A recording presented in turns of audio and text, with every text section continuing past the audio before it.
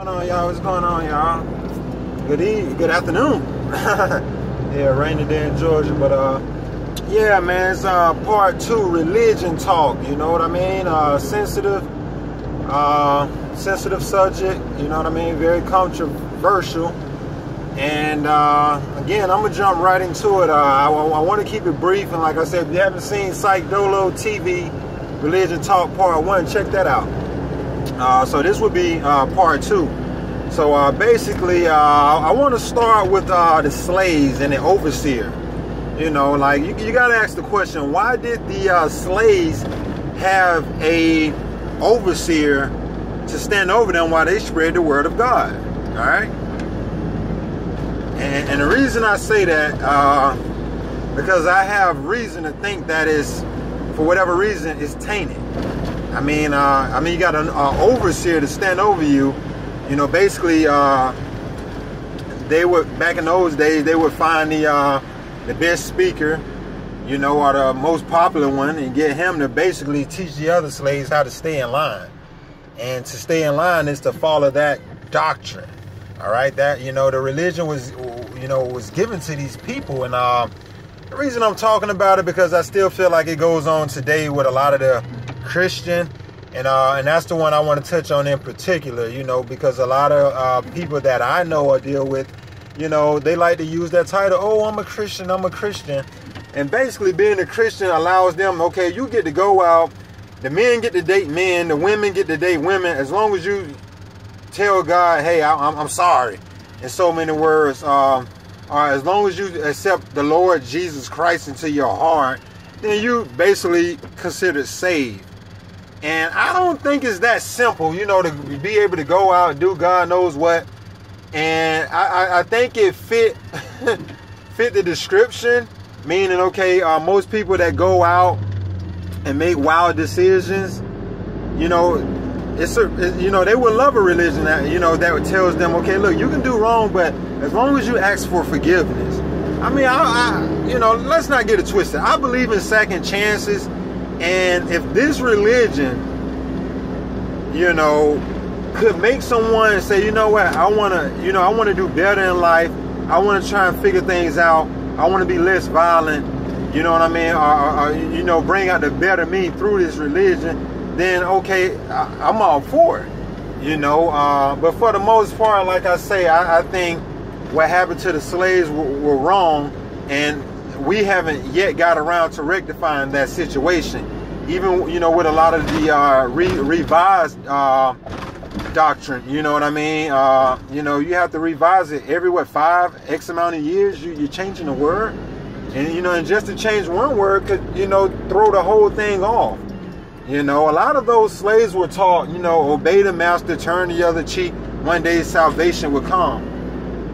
You just told them to be passive and not to do anything. So basically, you can get slapped around, your women can get raped, you know, and you guys can get robbed of your culture, your heritage, or, you know, your names, everything pretty much, but just wait for the Lord, all right? You know, if things not looking up to you, you know, out here in the physical realm, or, you know, out here on your earthly experience, then just wait for the Lord.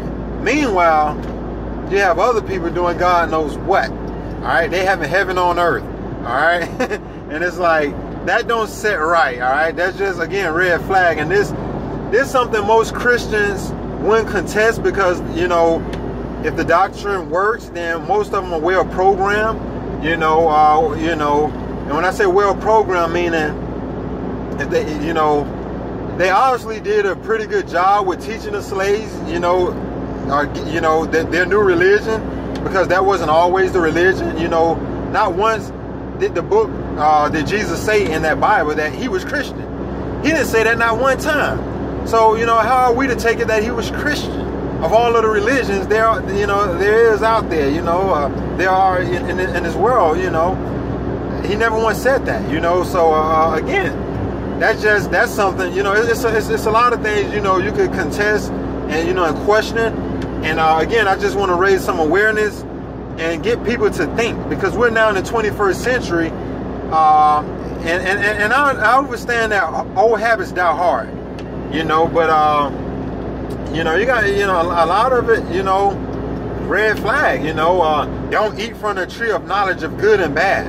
So wait a minute. You mean to tell me if I eat from the tree of knowledge, I know what's going on?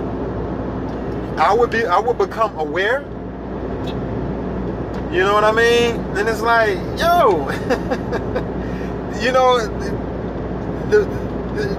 the doctrine behind that is, no, don't you eat from it. Because if you don't eat from it, you remain ignorant. You don't know what's going on. So therefore, we can have our way with you. We can control you. All right? That's what I get from that. You know, and it's like, I'm not saying I have the answers. Again, I just want to convince the viewers, hey, look, start thinking and start asking questions. And, you know, use critical thinking, all right? So, you know, again, and like I say, like in part one, you know, I could sit here all day and pick through it, you know what I'm saying? And some would say, hey, man, you're taking those context out of, you know, taking it out of context, you know what I mean? You know, the word. I mean, like, I think it's self-explanatory. You know, if you tell someone, hey, don't eat from the tree of knowledge of good and bad. Don't eat the fruit from, you know, the tree of knowledge. Like, what is the tree of knowledge? I mean, if it's what I think it is, then it's, again, knowledge. Knowledge, we know knowledge, this day and age, we know knowledge to be power, all right?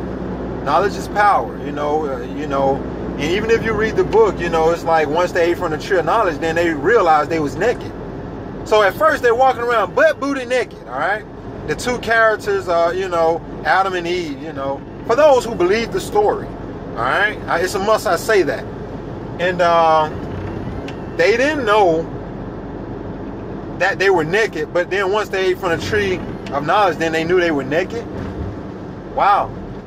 So if we got the majority in the world that are ignorant, as long as they don't eat from the tree of knowledge or do anything to become aware, then you can have your way with these people. You can control them, you know, and that's against human nature to be in bondage.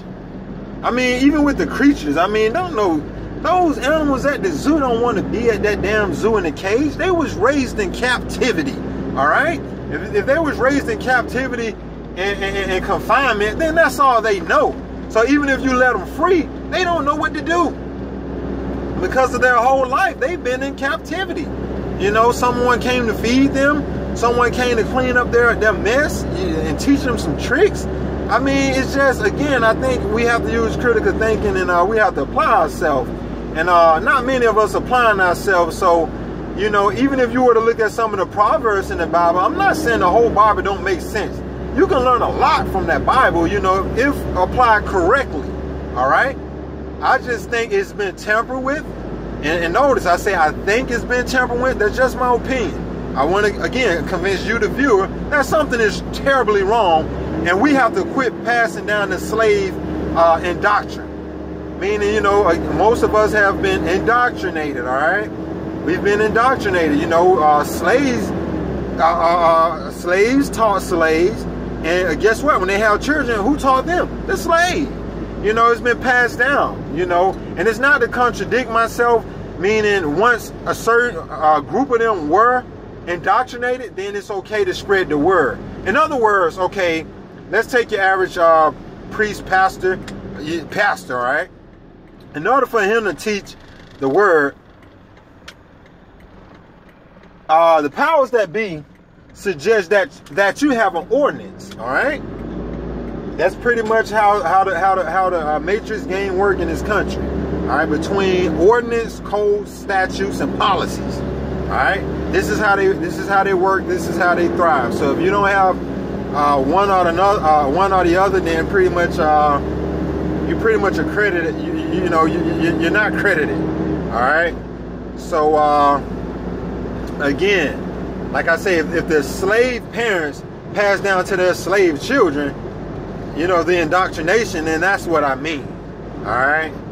So that's what I mean by slaves been taught by slaves. You know, they had to first been educated through, I guess, the powers that be. You know, so again, like I say, I find it quite interesting that is still being passed on in the 21st century. All right, here we are in the 21st century, and you know, everyone have that filler mentality. You know, they want control, they want that power. You know, they want to, you know, they want to be the HNIC. That's the head Negro in charge. They want to be that. You know what I mean? So, you know, again, if you look at a lot of the slave films, yes, sir, master. Yes, sir, master. This and this. Don't you do that? They wanna mark master and pretty much control the guys themselves. You know, once they get a position or status,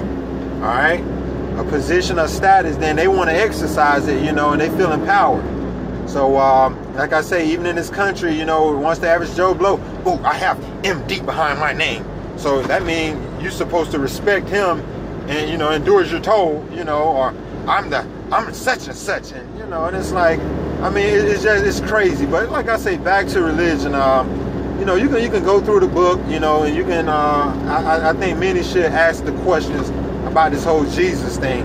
One minute, you know, he's born in Bethlehem. You know, and we all, you know, at one point in time, people known that to be like the center of the earth, or that's like in the tropical part of town. You know what I mean, where the sun shine a lot. You know, so therefore, okay, we'll get his character some color. All right, but as far as the J go, all right, like that's another thing. Like, come on, the J was invented in the 1500s. So who is Jesus? All right, who is that? Who is it? All right. Oh, he was Jew. Jew? Who were the Jew before the J came out? It's those type of questions. You know what I mean? Who were the Jews before the doggone J came out? All right, they were the Hebrew. All right, so who was Jesus before doggone the J came out? Yahshua. All right, so it's like you gotta ask the question. You got to pay attention. You have to ask the questions. And like I say, you know, it's just we could sit here all day. And like I said, I wanted to keep it brief and not put too much emotion into it.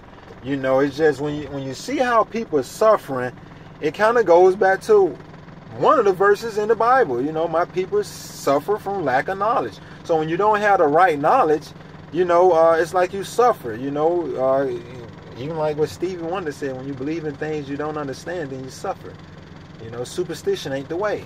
And that's what I'm encountering in this country with a lot of the Americans. You know, oh, I go to church and this, I pay my tithes. And then you ask them something about the Bible, they don't know. You know, and it's like, this is madness, man. Something got to give, man. Something got to give. You know what I mean? And you know, again, so a lot of people, they want to be in that cage. You know, it's a choice. You know, you have freedom of choice. You know, so again, I want to keep it brief. I guess I'll, you know, come to my conclusion, and that's just to say, hey, look, guys, ask the questions. You know what I mean? Don't become your own worst enemy.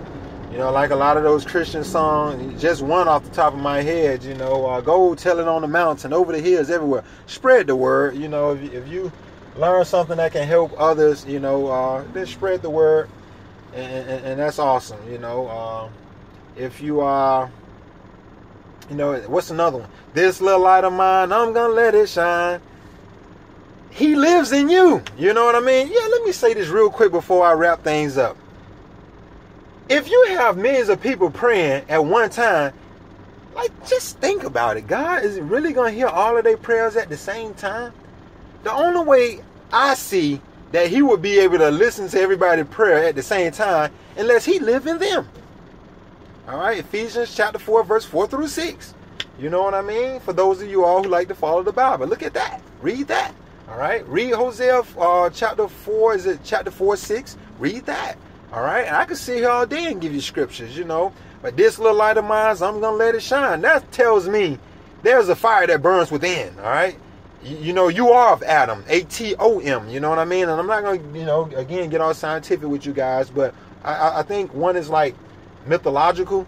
Oh, you come from Adam, A-D-A-M.